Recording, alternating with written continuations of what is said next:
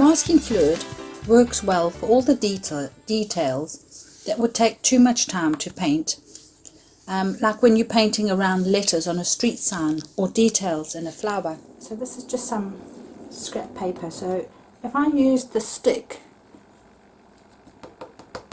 you can see it's very difficult to get any form of exactness.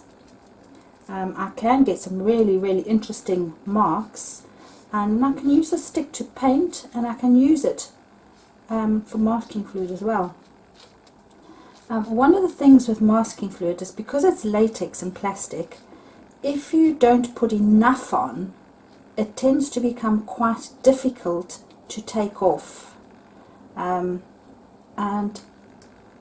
so there's a bit of a fine line between enough and too much, and that's the main thing, that it'll just take too long to dry. So I've just had a little play with the stick, and I'm going to leave that to dry. My mapping pen or ruling pen, which is my preferred applicator, I can open the little nozzle, and I can close it simply by turning the wheel. So by turning it one way, I can have a very fine line. I always tend to dot somewhere before I actually do the line or start drawing with it. And I have just drawn some circles onto a piece of paper, and you can see how fine that line is. Something else we can do is actually cover something that we've already painted with masking fluid. Do make sure that whatever you've painted is totally dry. I'm just going to make sure it's dry.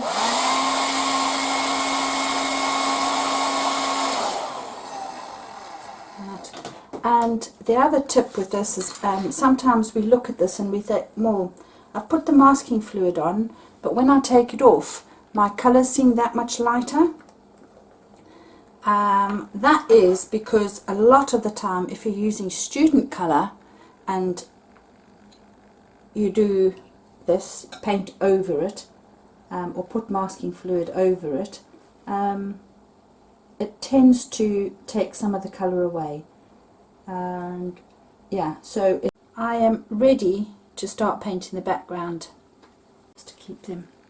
Okay, you can't really see the masking fluid now that it's dry, even though it was blue, and that is simply because it's dried. If you look close up, you will be able to see it. And just to show you, I am now just painting over my snowdrops, the leaves, everything, because everything is now either covered with masking fluid or with wax. Right, my paint is dry. I have made sure that all the paint is dry, and it is time to take my masking fluid off. A couple of ways to do it. Traditionally, use your fingers. Equally, you could use a tissue and rub it off, or of course the SAA sell a thing called a masking fluid remover, which for a long time I did poo-pah, but it does actually work. Don't rub too hard, just looking for the masking fluid. You'll never get the wax off, and you could try with an iron, but if you wanted to get the wax off, I would use masking fluid and not wax. Very lightly rub your fingers over, and you'll soon feel if there's masking fluid left on the surface. And you can see where I didn't have masking fluid, I've got the slightly darker bits within the leaves. I put the masking fluid on the stems and things to retain the yellow, and you can now see the effect of the masking.